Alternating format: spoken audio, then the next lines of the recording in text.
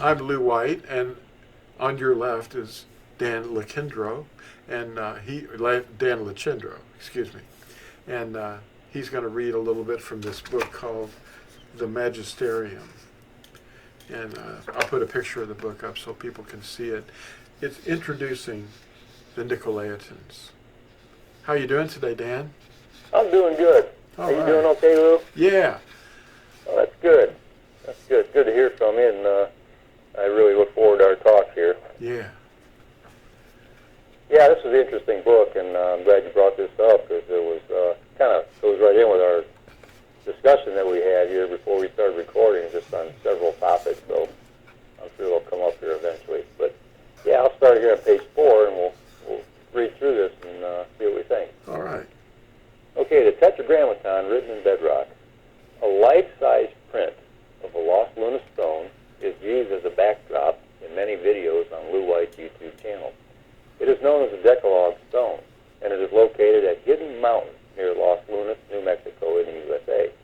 The inscription it bears is the Ten Commandments, and it was etched almost 3,000 years ago to serve as a gate stone to one of the colonies of the Sea Empire of King Shlomo. The authentic Hebrew script is on this stone.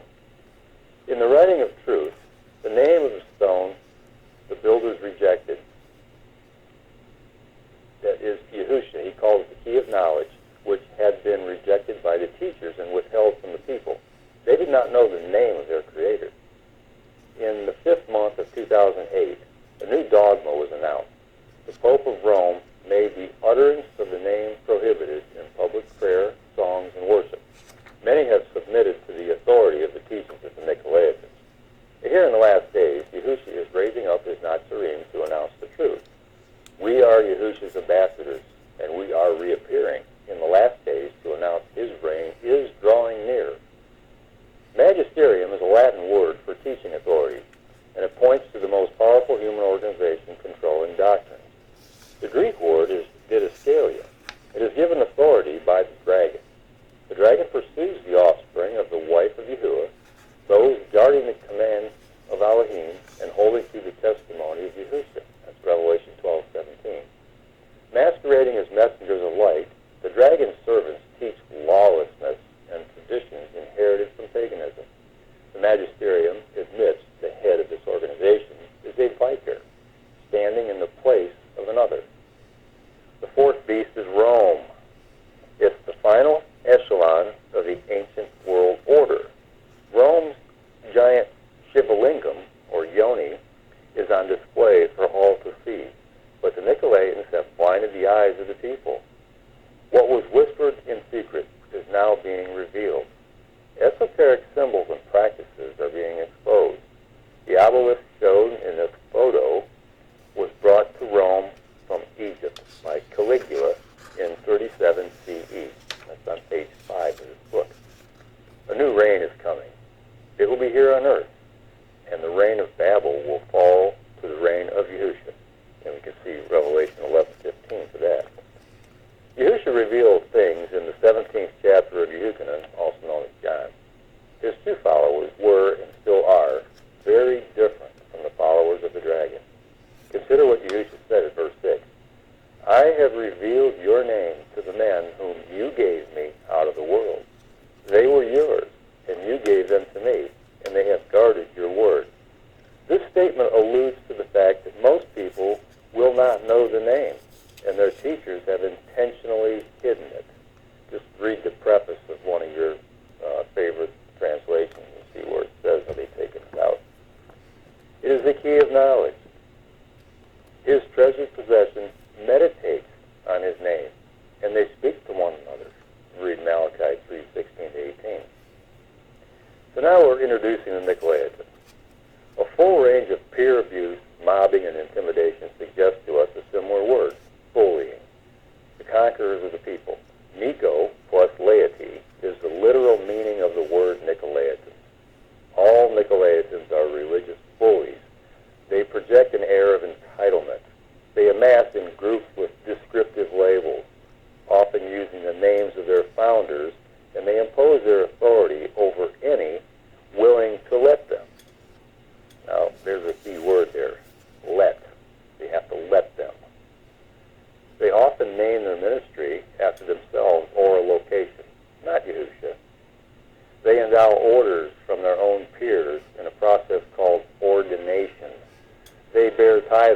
hats and costumes that allow them to be distinguished from each other in other groups. Sounds like the Pharisees to me. They are divisive, not unifying. They consider themselves in charge over the sheep. They control teachings. Understand that? They control teachings and guide us into confusion. And Yahusha said he hates them. Now the mystagogues here are Nicolaitans who conquer the common people in all kinds of ways. They are doctrinal controllers who decide what teachings are disseminated into the pure, empty minds of their audience. The pagan world is still all around us, camouflaged under the custom. Exoteric, in other words, outsider perceptions of widely popular customs only reveal a small hint of the true origin and meaning behind them. The outside view of the customs are displayed in plain sight in every grocery and retailer as the seasonal decorations make their rounds. The hidden meaning of them is known to the mystagogues. The esoteric knowledge of the real meaning is kept from the masses. Mystagogues in the ancient world train their adherents in the mysteries through a series of graded levels as they slowly reveal esoteric secrets, much as we see done over many years in Masonic lodges. Perhaps the greatest objective of the mystagogues was to conceal the real name of their deities. They believed if an enemy knew the names of their deities, they would be used against them. They rendered the names of their deities into cryptograms and often used fake names that only a few people knew how to decode. This was the practice adopted in the case of the substitute term for the name of Yahusha. In the Eastern Roman Empire, they used the cryptogram IC-XC in place of the name. In the Western Roman Empire, they used the cryptogram IHS. The ancient Egyptians used a bar above or below the name of their deities to designate that the writing represented the name of a deity. We see this practice is expressed in their cartouches. The bar is referred to as a titlos, or title bar. This mystagogue trait is seen in the Latin Vulgate's rendering of the name Yahusha. It's IESV with a line under it. Those who know what they're looking at will realize this was brought into the first edition of the Authorized Version, or the King James Version. Here's a close-up photo of the first edition of the King James showing how the Anglican Catholics copied the encrypted cryptogram with the titlos and exact spelling taken directly from the Latin Vulgate. IESV with a line under it is only an encryption that slowly evolved into JESUS. So I got to ask you a question. Is the King James Version a good translation?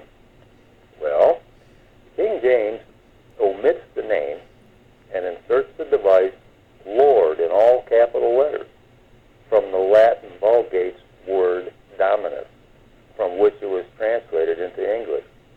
Now, if you go to Acts 12:4, the King James Version is the only translation using the word EASTER for Pascha or Pesach, which in 27 other instances, the word Passover is correctly used. Now, EASTER is the Earth Mother, also known as EOSTRE or ISHTAR. At Matityahu 26:17, on the first day of unleavened bread. Now, this is the 15th day of the first month, mind you.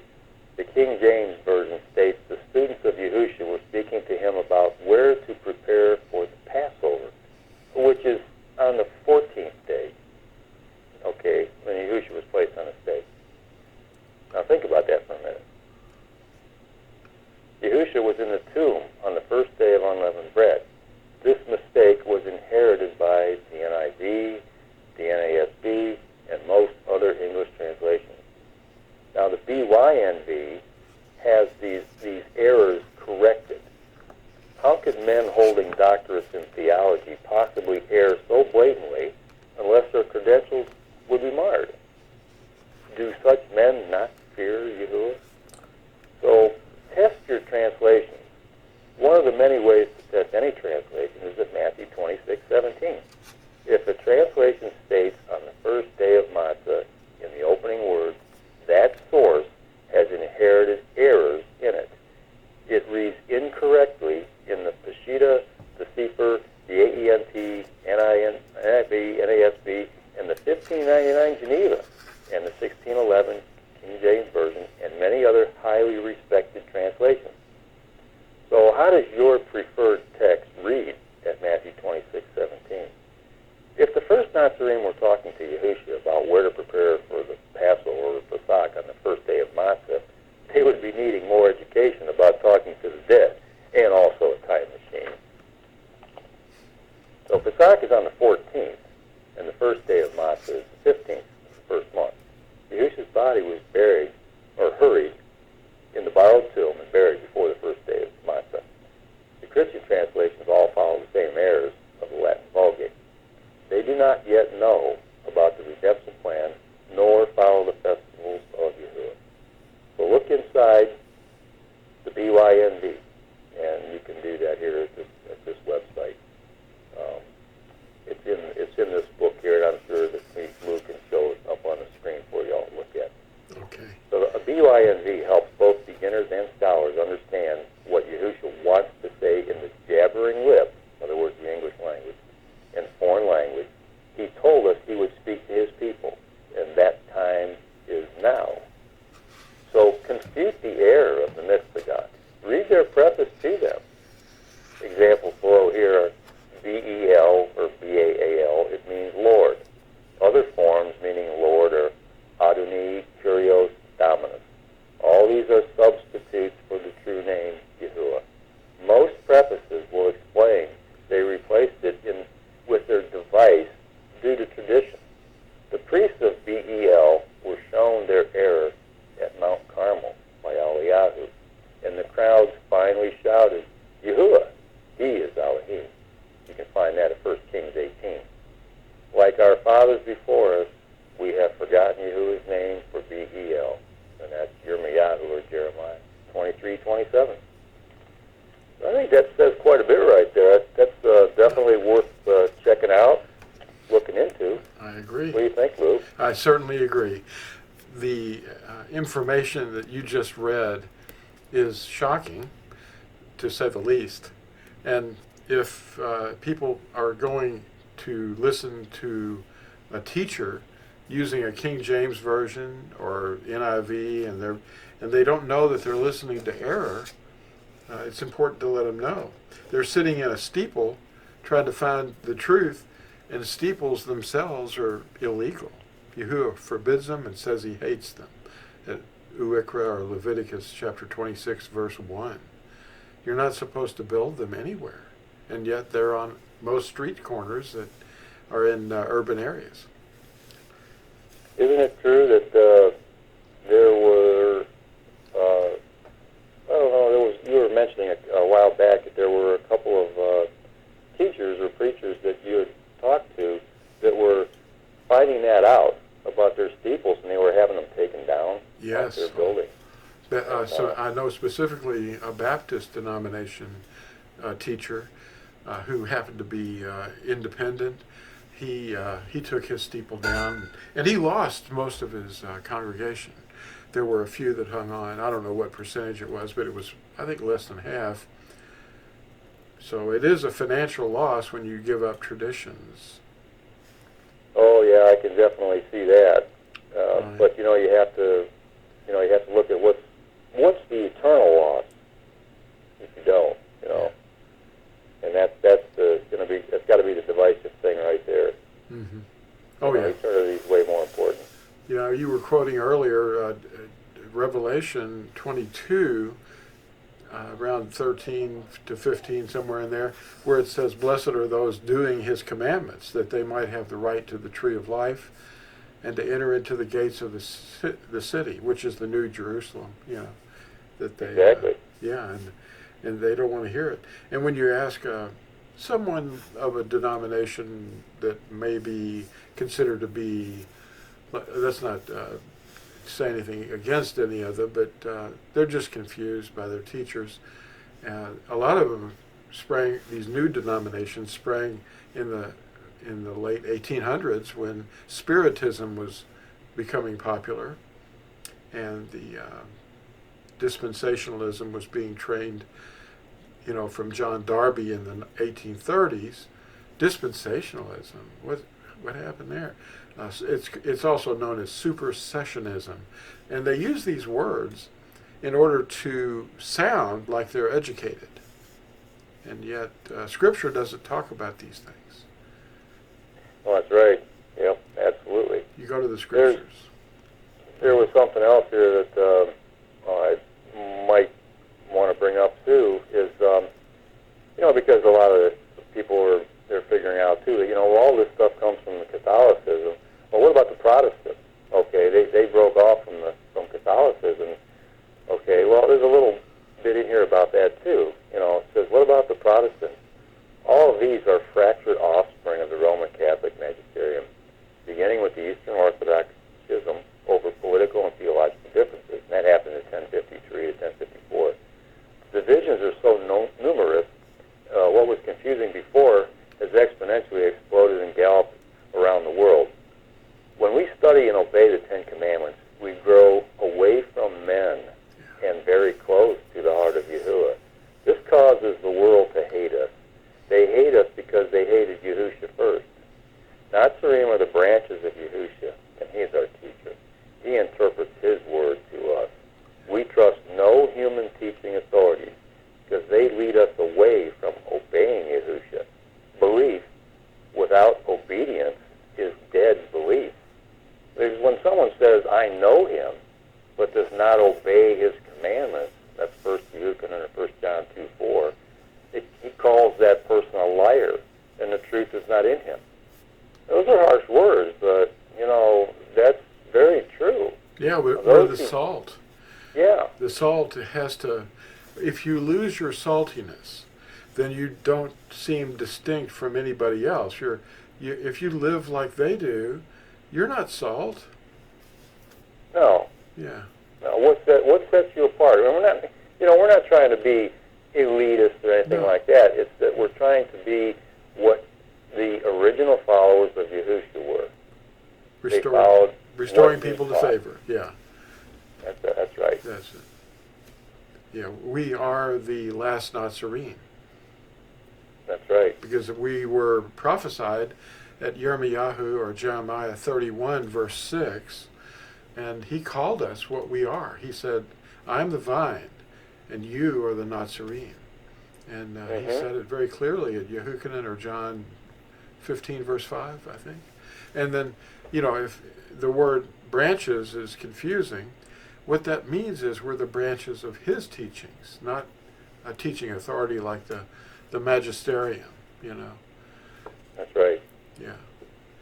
Anyway, that should wrap it up. We could probably pick up some more reading in this book. You found some more, and maybe next time, or if you have something that you're reading next time, we can do that.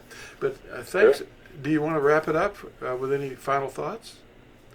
Well, basically, just recap real quick what we talked about here.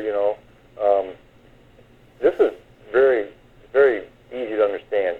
His yoke, Yahusha's yoke, okay, they're easy and they're light. It's not hard to keep the Ten Commandments, but you're being taught in these doctrinal schools that it's impossible to keep them. Well, it's not impossible to keep them. You do the best that you can if you have his spirit, if you want to be obedient, if you truly love him. He'll give you what it takes to obey. And, it's him working in you. That's the only way it's going to work. You can't do it on your own. You can't, you can pray until you're sweating and, really messing up your face and everything, but that doesn't do any good. You've got to ask for truth and let him come in and change your heart. That's what needs to be done. Love it.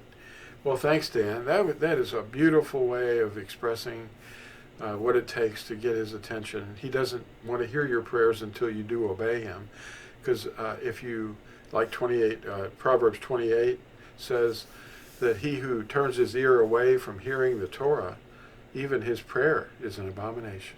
Mm-hmm. All right. Yep. Thanks everybody for watching, and share the video with a friend and see if they have any interest in this kind of thing, and like and subscribe. And we'll see you in the next one. Bye.